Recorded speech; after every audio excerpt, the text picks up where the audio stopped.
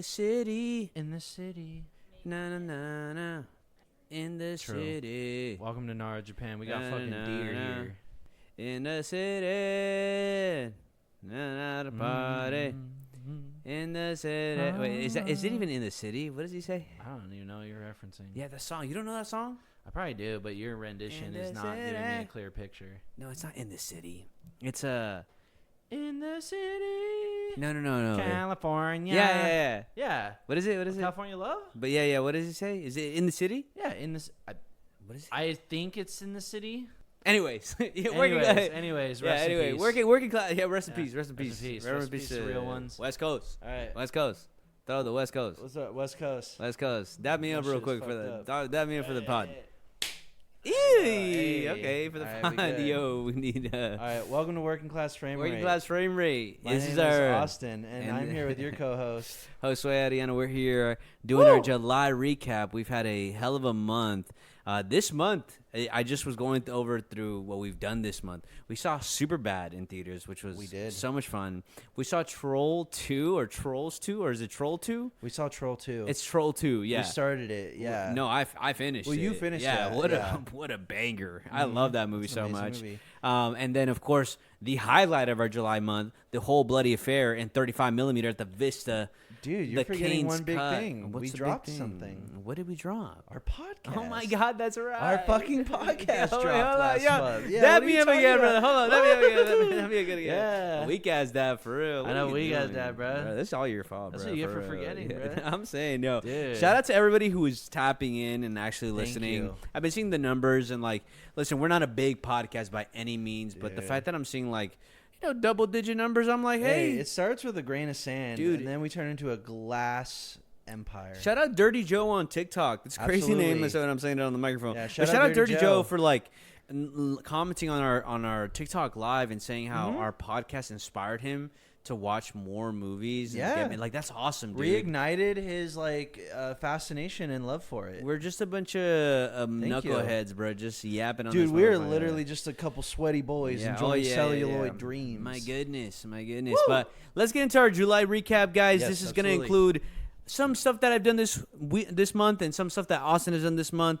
We're Yes, going to sir. go over our pitch, which is a movie where I have told Austin to watch and a movie that Austin has told me to watch, and then we're going to pitch it Mm-hmm. to each other. And then we're going to give you guys 3 movie recs to watch this month. Starting off with Yes. my let's actually start off with your July recap. What did you do Thank this you. July? What Dude, do I you feel think? special. Yeah, Thank of you. course.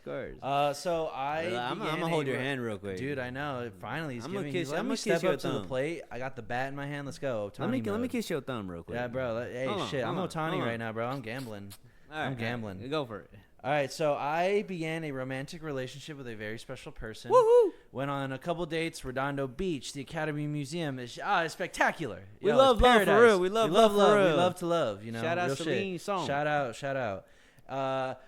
That correlated with the official drop of our podcast. Amazing. Awesome, spectacular work. I'm proud Yeah. of Josue and me for pulling through and Proud of getting you, this dog. done. Proud of you. I started dropping videos more consistently on TikTok, I and see the thanks work. to your air sensei here, I got better at editing, and I'm starting to sort of enable my own flow and feng My shui. sauce is your sauce. You Thank feel you, me? brother. You Yeah, feel me? we're very communal with that. Yes. And then also, I basically prepared to get back into school. I'm currently, as we speak, starting my first of 2 classes, but I'm engaging with my education once again.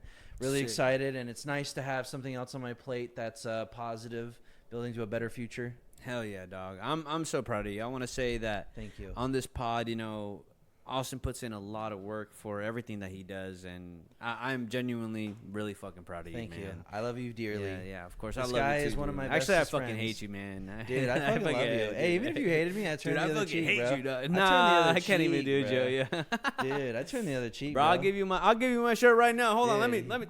Hey, man. take out my shirt. Shit, bro. I Hold on. have your shirts. Yo, I'm shirtless right now. Dude, he's shirtless right now. Nah, I'm playing. Caught jocking my style. Oh yeah. bro.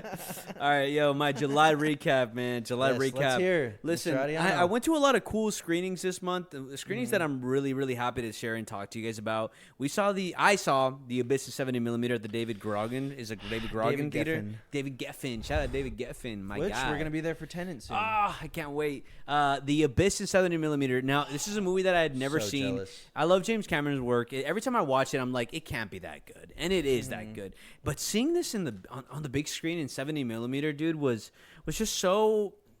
It was inspiring, like just to know how much lengths James Cameron goes to make his films and the technical achievements that he tries to accomplish with every film. Spectacular. He's a master in his at his craft. I truly respect James Cameron a lot. So seeing that on the big screen was incredible. I got to see Batman Forever at the Frida with Ed Yes. Begley Jr. and then the writers Scott Batchelor and Lee Batchelor. A couple duo who actually was hired on to write Batman Forever. How was At the the very last experience minute, of them it was speaking? great hearing them talk about their writing process and how they were crunched on time, but they had a lot of freedom to do a lot of work with these characters. But they were talking about how the third act, that they pretty much pulled that writing off for the third act in about like a span of like 36 hours. Like they stayed up, and they talked about how they ended up after they finished, they drove down to I think it was Santa Barbara, and they stayed at a Yeah. hotel, and they like ordered room service and just like hung out and just relaxed in celebration of finishing off Batman Forever. I got to meet Ed Begley Jr., who I've seen in a lot of fucking movies growing up. So he's a is little bit of crazy. he's in his older ages, so you could tell Yeah. he was like I didn't know you were there. he's ready to he's ready to retire, and that's not. I hope that's not ages, but shout out, bro. He's done incredible work.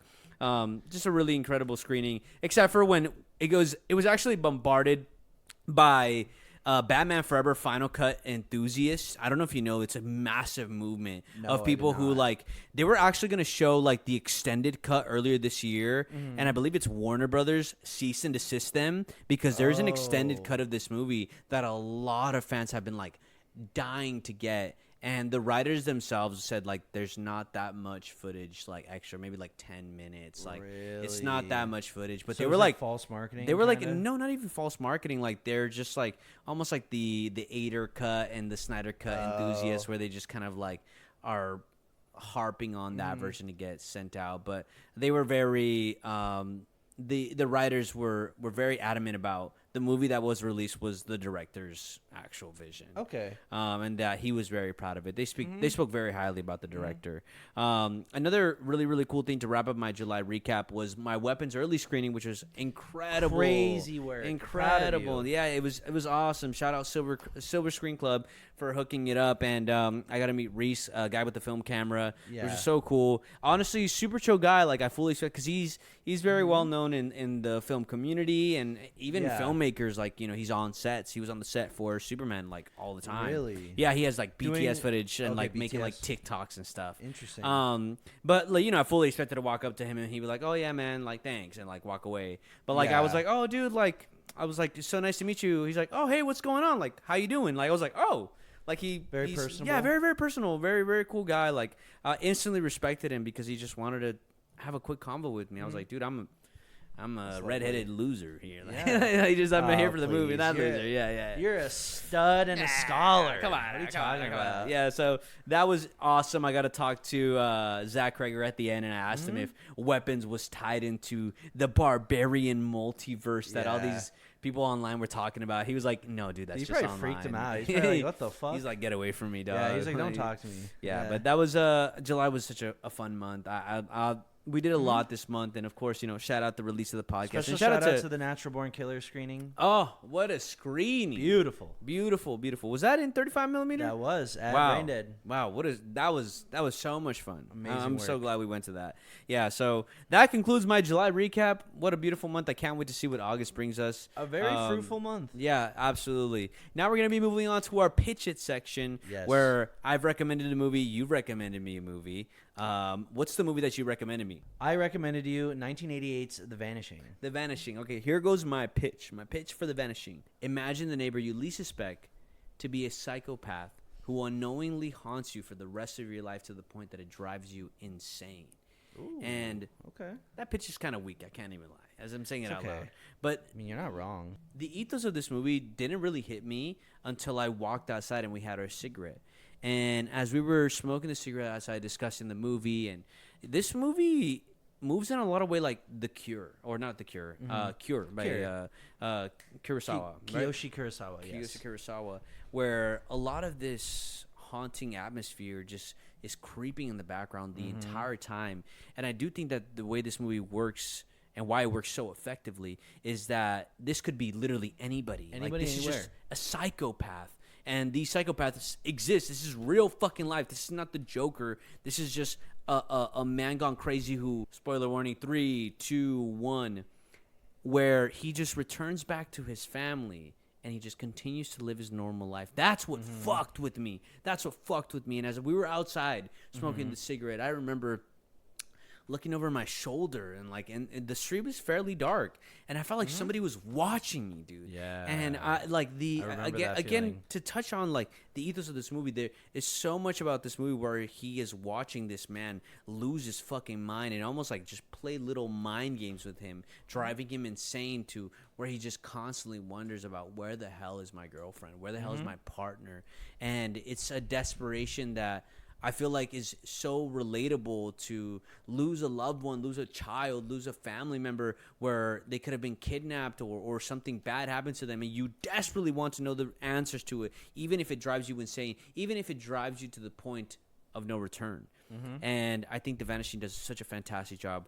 It's a phenomenal recommendation. If you have not seen The Vanishing, hopefully no spoilers here. Or if you've skipped over the spoilers, just go back and watch The Vanishing. The Vanishing is a fantastic watch. Now, for my recommendation, I recommended you a movie that apparently you've been trying to see for a long time. This is Exotica. Exotica, and this is a movie that I actually picked up on random occasion during a Barnes & Noble Criterion sale. Yes. And I just saw the cover and I was intrigued. I didn't even read the synopsis of the movie. And then I watched it. I was blown away.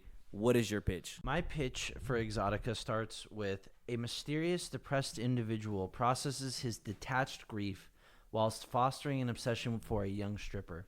The strip joint also harbors an eccentric collection of characters whose stories intersect in a sometimes shocking fashion, brimming with self-loathing and quiet rumination. Love that.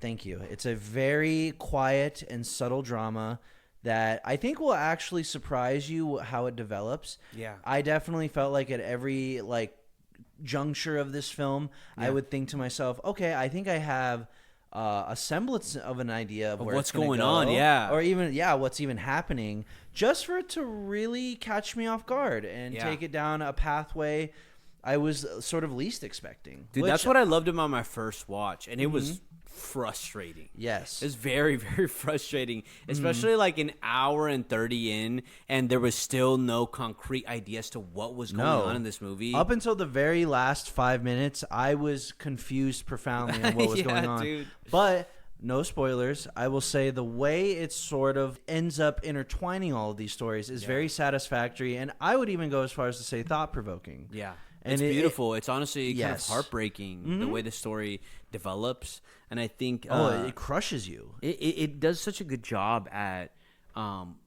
coming to a good conclusion and a good closure to all these arcs that we're witnessing on the screen, and In a way that doesn't give you easy answers either. Yeah. I felt like the film did a very good job of sort of presenting a very dubious scenario and sort of satisfactorily answering everything without feeling cheap or I guess the word I would use would be gratuitous. And there's a level to discuss watching this if you don't know what's Yes. going on, because it feels like we're watching perverts. Oh, on the yeah. screen, just like It rides some very thin social lines. very thin lines, and there's actions in this sequence without you knowing the story. Well, upon first watch, you're like, dude, There's some this insinuations. is fucking crazy. I actually looked over at Josue a couple times going, is that happening? Like, is Yeah. this about to develop in the direction I think it's Yeah. going?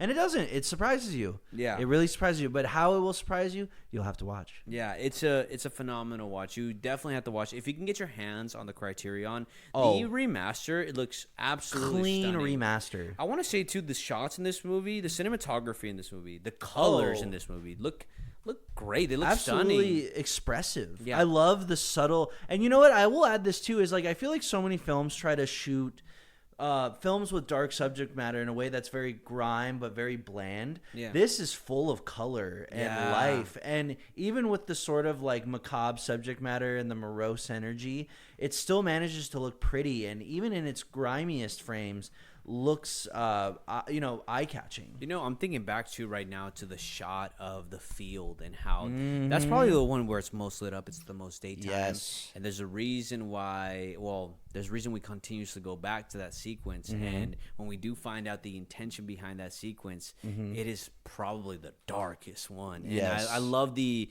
contrast to that. That being the one where we see the most sun, we're out in nature, and it's the one where we see the most horroring ending. Well, really. yeah, and the way it Horrible weaponizes your conclusion. lack of knowledge, Yeah. and uses it against you. Yeah. It made it so much fun because it's like presenting me something that I think I'm smarter than the film. I'm like, Right. oh yeah, I'm getting ahead of you, and then just to subtly remind me, I'm not ahead of it. It's Another ahead example of me. of a good film that doesn't treat you like a fucking dumbass. No. It just tells you, it just carries you along this journey, and it expects you to be engaging with the film and kind of and to think, yeah, exactly, to use the gray matter in your brain. as opposed to Alien Bumulus. Dude, you watched this God. movie and you actually remember there was a time when artists trusted you Yeah. to like enjoy and interpret their project. And there's still plenty of that. There's still Yeah. plenty of artists that are willing to guide you along their path of Yeah. their story. I honestly think back to this is not like the most competent movie, I want to say, and that's not any disrespect. I just don't think it's like incredibly well made, but I do think that it doesn't teeter along a line that's like spoon feeding you stuff. And I think of I'm thinking of Baby Girl. Baby Girl with Nicole Kidman, and that one, the themes are very much there, and I appreciated the movie for not trying to Yes. take me into a way of a soul drama, but the exploration of this woman who was sexually frustrated and trying to learn more about herself, granted in ways that are not ethical, but in a very human way, and I really do appreciate Baby Girl for that. Another one that I would think with a fractured timeline is Challengers, and the way that it jumps back and forth. Way it presents and, information. Yeah, it's a fantastic way of doing editing in a very engaging way with the audience, which I Yes. absolutely love. So if you have not checked out Exotica, I can't recommend this movie enough. Highly recommend it. It's a fantastic You watch. should try it. Yes. To wrap up the end of this episode for our July recap, I do want to give out 3 recommendations. I've picked 3 movies that I think you should watch. Austin has picked out 3 movies that he thinks that you should have watched. Here to I'll start frighten up you. this segment, and I'll give my 3 recommendations. My first recommendation is Sunset Boulevard. I got to see that at the Paramount lot, thanks to Billy James. Wilder, right? Shout out James, Billy Wilder, Olivia Swanson. Just a phenomenal watch. I was blown away by the shot choices. I was blown away by Olivia Swanson, and also the banter in this movie is delightful. It's delightful. It's never cheesy. Even when it is, I want to take that back already. It is at times cheesy, but when it is, it's very it's delightful to watch because you're entertained by these characters, and the dialogue is written very effectively. And my second recommendation is Black Dynamite. I finally got to see Black Dynamite. This is a Dude. phenomenal comedy. Amazing. The film grade on this, I learned that it was actually shot on 16 millimeter and then Yeah. upscaled to 35 I for didn't even wide know that. That's release. crazy. Yeah, it's so sick. And the way this is shot is fucking incredible. The costume designs are fantastic. Everything feels so much of like a this time era. capsule. It's incredible. The humor is smart. It's political, and it's funny. It's so fucking funny. Really funny. And even when we get to this third act, the third act is probably one of my favorite third acts I've ever seen in a comedy, where we get a sequence with a said president, and this shit made me fucking lose my mind. And there's a gag in there in that sequence that also makes me lose my mind, where we get a guest appearance by an ex-president, and this is a slight spoiler, not really, but when you see it, you'll understand. We get a surprise cameo from Mr. Abraham Lincoln, which I found to be hilarious. So Shout if you out have not Abe. seen Black Dynamite, it's a fantastic comedy. And then the third one is another comedy. I got to see What's Up, Doc with Barbara Streisand. One I haven't even seen. Dude, it's such a good comedy. It also has the actor from Barry Lyndon. What's his name? I forget his name. Ryan O'Neal. And dude, Barbara Streisand steals the show. I mean, as this movie's going on and as she enters into these different scenarios that she puts herself in and creates havoc for Ryan O'Neal's character, I just started to fall in love with Olivia. I'm sorry. I fell in love with Barbara Streisand and her character and her charm and how she insists upon falling in love with the character of O'Neal.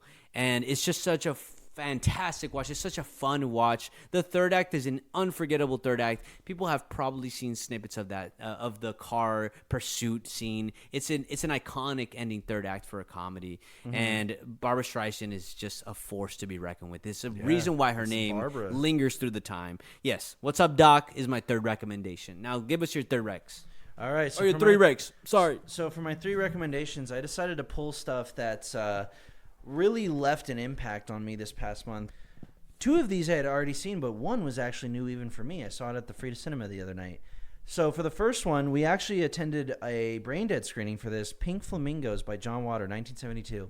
This is an That's your exercise. rec? Yes, You're putting them this is my through rec. hell. I want Holy to. shit. Go ahead. Go ahead. I want to put you all in a crazy mood. So this is just an exercise in transgressive imagery that I think is important for the sake of art. I think you need films that sort of keep the form progressive and allow Fully us agree. to push the basically the boundaries. the boundaries. Yeah. Well, and also just push the art form forward. I agree. You need these films that are sort of funny, but also are willing to sort of take you out of your comfort zone and make you sort of ponder about these Good issues. Lord, I was uncomfortable the whole This screening. film is filthy also. I wanted something that was really going to sort of incite all kinds of various reactions, and I feel like Pink Flamingos is really just that like antisocial, filthy monster that will just get you to have a reaction, whether you like it or not, positive or negative. I love John Waters as well, shout out. So Pink Flamingos will be my first one. The second one is another mean-spirited little one, but demon. You're on demon This mode one this month. is way more finely crafted, not as openly filthy as the Backyard Show that was Pink Okay, Flamingos. This is Michelle Haneke's piano teacher. This All right. is a psychological little mess that is just perverted and vicious and thoughtful and tender and cold and callous. It's a whole spectrum of discomfort. I love the direction of this film. I love how Haneke writes the main character played by Isabelle Huppert, who, man, she is giving a generational performance up there with Possession and all these other films that are led by fantastic actresses. And I will admit that you're probably mostly not going to ever watch this again after the first shot or even after the first watch itself. But I really love this film, and I think it's really boundary pushing in a way that's thought provoking. I think a lot of writers could take notes from this, specifically when it comes to character writing. Yeah. The way it sort of says so much with physical body language without the use of anything verbal is really inspiring. And I think it can provide a really important lesson for anyone who's up and coming in terms of writing for film or whatever. So that's my second recommendation.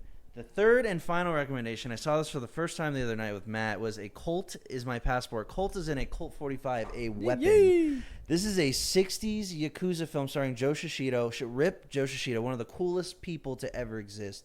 Just oozing with style. I love this film. It's one of those things where the story, the style, you've seen this a million times, but the way it sort of subverts it is the combination of being a spaghetti western, a Yakuza film, and also neo-noir elements. And Interesting. you're not going to be necessarily impressed with like the writing style or how it presents its information, but it's such a cool time capsule of a film that's just dripping in style. The acting is so cheesy, but so the word I would use would have to be so authentic, so genuine. Yeah. It's authentic in its charismatic approach to how it portrays these characters.